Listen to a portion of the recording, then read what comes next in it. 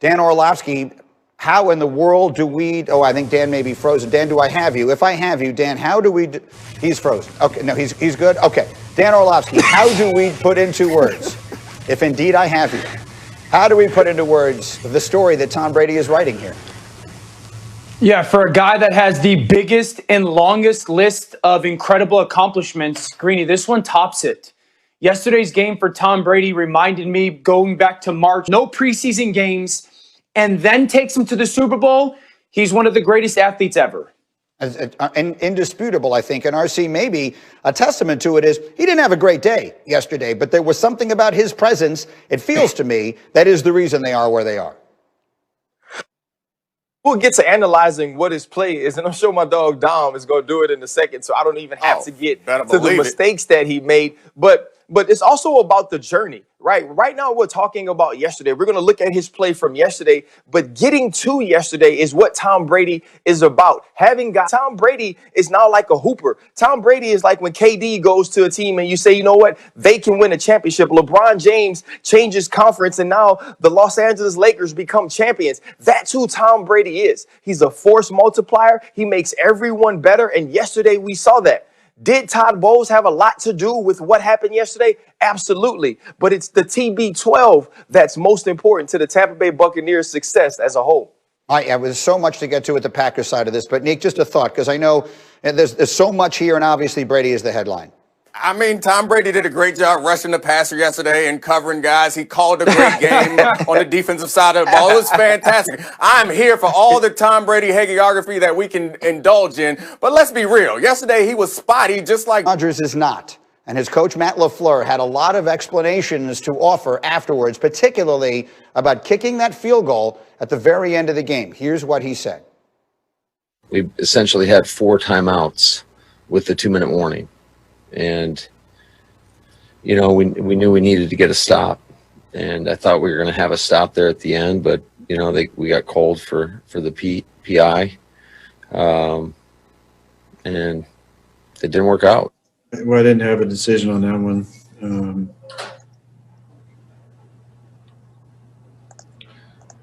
Yeah, that wasn't my decision. I thought maybe we're going to have 4 chances to go. So you can feel the frustration from Aaron Rodgers, and it is understandable. Ryan Clark, let's just start with that decision to kick the field goal on the 4th down where they did. What do you think? You lost the game. You played scared. You had the best player in football, at least this year, and you didn't give him an opportunity to win the game. Listen, if you're in a rap battle and you're a D12, you're not going to send Bizarre out for the biggest rap battle. You're going to send out Eminem. You took Eminem off the field and you put Bizarre out there. You are 9 yards away from the end zone. The reason that you are trailing is that BA trusted Tom Brady with 13 seconds in the second quarter and said, you know what, we're going to go for it on 4th down and possibly give you the ball at midfield. We're going to throw this bomb into the end zone and give Scotty Miller a chance to burn Kevin King for the 76th time yesterday. Give Aaron Rodgers the opportunity to win the game. Don't take it from him. Don't put it on people that haven't shown up for you the entire day. And that's what Matt LaFleur did. And when you make decisions like that, you sit at home and you get to think about those decisions. You get to dwell in those decisions because you will not be playing in the Super Bowl. And that's it. Dan? Listen, you have to lose that game because Aaron Rodgers, the MVP and the Hall of Famer, is not good enough. That's why you have to lose that game in that moment. So that's the wrong decision. That being said, I want to explain why it is such a brutally difficult decision for Matt LaFleur. Because I've seen a lot of people this is the dumbest decision I've ever seen. Fireable offense. Slow down. Okay, 4th and goal from the 9-yard line is almost it's really difficult. 4th and goal situation. But at the end of the day, when Matt LaFleur says, when you do something and it doesn't work out, you regret it. I don't know if he would have those same feelings if he went for it. It didn't work out. I don't think he would regret it the same way as he does kicking that. We wouldn't talk about it like this either. That's probably right. It is a decision that I think, while we all disagree with it, it is at least understandable. I understand why he did it based on the fact that he's down 8. What I will never understand, and Dominique, I will come to you as a cornerback, is how in the world do you give up that touchdown right before halftime? Let's look at that play again. I think every football fan in America says, whose fault is that? So, Dominique, answer me the bizarre yesterday, but he was definitely proof that we're going to continue with this D12 analogy. It was not good. He was not Eminem. He was not the spitter on that team. It was unfortunate. All I could think about this morning was like, I hope someone calls Kevin King and reads to him Maya Angelou's Still I Rise, because that man needs to be uplifted after what happened yesterday evening. It was a long day for that brother. Brian, again, another defensive back. I mean, talk me through that defensive sequence there, because, yeah, they put the offense back on the field. The one thing you can't allow to have happen is the one thing that happened. I'd like to make a public service announcement as well. Yesterday, we were watching the game, and Troy Aikman talks about Scotty Miller, and he goes, you know, Julie protects us to the outside. And Kevin King, read your scouting report. Dude can fly. He was the anchor of the 4x1 in high school. Get back. Deep is the deepest. That's exactly right. I mean, we've seen that before. Scotty Miller actually has the best deep ball numbers of any player on the Buccaneers team, inclusive of Mike Evans, Chris Godwin, or anybody is in the National Football League right this minute. Best player. Can we stop? High school football coaches, tell us why. Absolutely. You know, the high school football coaches, you got to run the 110s hard. You got to do the up, can't flip the switch. You can't just flip the switch. Lies you tell.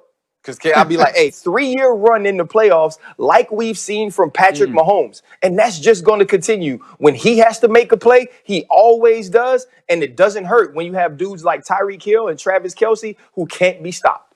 And there's no question we're taking him for granted, because all we talk about is how spectacular it isn't sometimes. And the reality, Dominique, is in games in which he starts this year, including playoffs, there's 16-1. 16-1 in games that Mahomes plays. Well, if Mahomes wants us to stop taking him for granted, stop being so damn perfect all the time. Like, if you do it every day, I get used to it. And yes, I'm going to take it for granted. And I do think that Patrick Mahomes is special. And why he is so special, or how I know he's so special, is that if any of the other 3 quarterbacks had the game that he had, we'd be gushing all over them. We're not having that feeling. Can you imagine if Josh Allen played like that, or if Aaron Rodgers or Tom Brady played like that? Nope. Patrick Mahomes has had the most impressive 3-year run, and it's been the first 3 years as he's been a starter. It's outrageous. He's not even like in his prime. He's not even a full grown-up. I think he just got off his parents' insurance a couple weeks ago. That man is special. He's actually young enough. We all need to know it. It's impossible to believe that the statistic is real, but in postseason game, Hembo here, but actually there's a bigger story to be told here about the Green Bay Packers, who had Favre and now have Rodgers. And I tell you what, for Rodgers after yesterday, just continues another in a series of just being on the sideline for crushing playoff losses. Back in 2014, NFC title game in Seattle. Packers, a 12-point lead late in the fourth. We all know what happened. The onside kick had a lot to do with it. Seattle took the overtime kickoff and scored and won. Next season, divisional round, Rodgers' Hail Mary would tie a game against Arizona to force overtime, but Larry Fitzgerald would win it. Again, Rodgers would never come off the bench. And then Sunday, the Packers going for a field goal instead of going for it on 4th down. Tom Brady and the Bucs run out the clock with Rodgers on the bench. Here was Aaron yesterday after the game about his future. A lot of guys' futures that are, uncertain, myself included. There's a lot of unknowns going into this offseason now. And I'm going to have to take some time away for sure and clear my head and just kind of see what's going on with everything. It's really tough to get to this point, and that makes the finality of it all kind of hit you like a ton of bricks. I mean, the frustration and disappointment was so evident in his face and his voice and understandable completely. And so here's our insider extraordinaire. Shefty gets up with us. Shefty, we've talked so much about what Rodgers' future might look like, but let's get through the season first. Well, the season for them is now over. So what do we know about Aaron Rodgers' future? Well, if you listened to the call yesterday, full mystery. We know that he was not particularly enthralled with the team's selection of Jordan Love. We know that he's at the point of his career where clearly he's frustrated with these playoff defeats. Now, again, let's get ahead of ourselves. He's under contract to the Green Bay Packers for 3 more seasons. So they control him for 3 more seasons. Unless Aaron Rodgers says, I'm not going to play there anymore. I'm going to retire. I'm going to go rogue here and force my way out of there. And I want to be traded. And I want to be traded, let's just say, to Southern California, where I own a home, 20 minutes from the Rams facility. or I want to be traded to the Bay Area, where my football career started. Now, I'm not telling you that it goes that way. I'm just telling you that was an unusual press conference. There were a lot of emotions, and he has to take some time and step back and figure out what he wants to do. And people think the Packers control him, when in fact, Aaron Rodgers can flip it rather quickly by basically saying, I'm not going to play there, or I'm not going to play anymore, trade me. That would be his option. I'm not telling he's going to that. I'm just telling you there's a lot of different ways this can go during the course of the offseason, but that was a highly emotional loss, and he, I think, wants to step back, clear his head, and figure out what he wants to do going forward. So that's just outstanding insight into the options here. Let me bring the crew back in and let's talk about it. Dan Orlovsky, we have done so much psychoanalyzing of Aaron Rodgers ever since draft night, when, as Shefty points out, they took a quarterback, traded up to take a quarterback in the first round. If you're in Aaron Rodgers' space right now, where do you think your head is? I mean, frustrated with the way the season ended, but understanding that it was one of the best seasons I've ever had. You know, at the 16th season that I just had an MVP caliber season, and I'm going to win that trophy. And so while you're really disappointed in the way it ended and that you disagree with some of the decision makings along the line, you have to ask yourself, is there really a better situation out there for me? Because there really isn't for Aaron Rodgers. You have the best offensive line in football, if not one of the best. You have a dynamic tailback. You have one of the best wide receivers in football, and you have one of the best play callers in football. Give me the teams in the NFL that have all those things. So if you're Aaron Rodgers, you're not sitting there going, yeah, that's a much better place for me. You're 20. Is there a place that you point to and say, that's the place that gets me over the hump? And then if you're the Packers, are you really going to sit there and go, you know what, it's time? It's time for us to move on from Aaron and move to Jordan Love. All right. Well, There's a lot of unknown.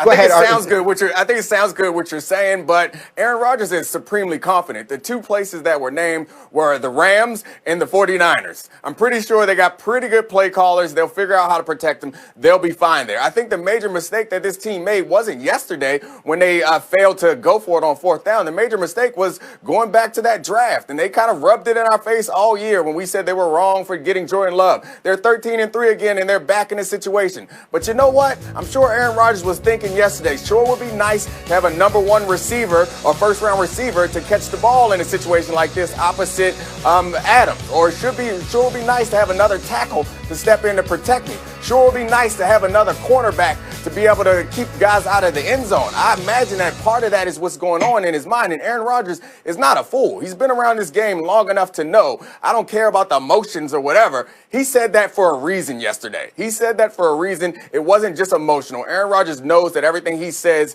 gets dissected. And that's why he said beautiful mystery last week. And he said after the game, I don't know what's going to happen. He's got something on his mind, and I'm not sure I'd be mad at him.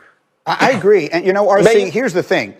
No one has been more critical of the decision to draft the quarterback there than I am. Having said that, that isn't the reason they lost yesterday. They had every opportunity to win the game yesterday and didn't. But I think it might be the reason, to the point Shefty is making, that Aaron Rodgers wants to get out of there, because as much as he has played the good soldier all year long, I cannot believe that didn't bother him then, and it doesn't bother him, Ryan Clark, even to this moment.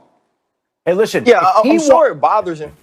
Yeah, sorry. I'm sure it bothers him. I'm sure it bothers him, and he's trying to get through this season. But think about the things that Aaron Rodgers said during this season, how great LaFleur was, how the defense had come along. He talked about all the weapons he had. Like we're thinking about this recently, right? We're thinking about this emotionally. We're thinking about the finale. It's like all of those people who loved Game of Thrones the entire time, and then all of y'all was pissed off because Bran was the guy that they named king. I bet had they run it back for another season, all of y'all would have been watching too.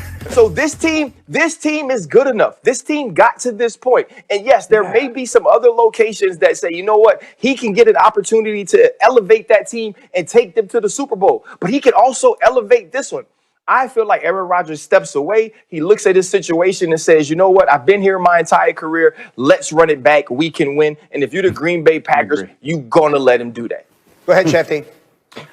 Well, again, I think we're living in a new NFL here. And I think we've seen Ramsey and now Deshaun Watson try to push things in a different direction. And if Aaron Rodgers wants to go play somewhere else in the state of California or wherever it is, he has the power to do that. Right. It would take a huge set of cojones to do that. It would take a lot of courage. It would upset a lot of people and rub them the wrong way. But if that's what he wants to do, that's what he's entitled to do. He didn't pick Green Bay. Green Bay picked him. Right. And now he's at the point in his career, with the way the NFL is set up, that he can pick where he wants to go. And it may be Green Bay. I'm not just saying maybe. Chef D. It may be Green Chef Bay. D. He didn't land on Plymouth This is Rock. not Plymouth Rock. This is not Plymouth Rock. We are Plymouth not Rock landing on Aaron Rodgers. Get out of town, A-Rod. I mean, you can go back to Carson Palmer. Carson Palmer forced his way out to greener pastures. Like, it's a thing that can happen. I don't have a problem with it. Listen. Let Orlovsky speak, because I think I know about- what he's going to say. Go ahead, Dan. Guys, but the people you're referencing left bad situations. They left organizations that weren't playing well. This team is 26-6 in the last 2 years. What organization, both like top to bottom, head coach, roster man, all that stuff, can Aaron Rodgers point to and say that's a better situation for me? Because if we're going to sit here and say he's supremely confident, then we're going to sit here. We also have to sit here and say that he wants to go get another Super Bowl. What team can he point to and say that's the better situation? Well, Aaron Rodgers is as good as Tom Brady is, and we just saw Tom Brady go to a new team and make them Super Bowl champion or make them Super Bowl contenders. Aaron Rodgers is good enough to do that elsewhere. I'm not saying he should leave this situation, but I'm saying that if he goes to Indianapolis, he goes to San Francisco,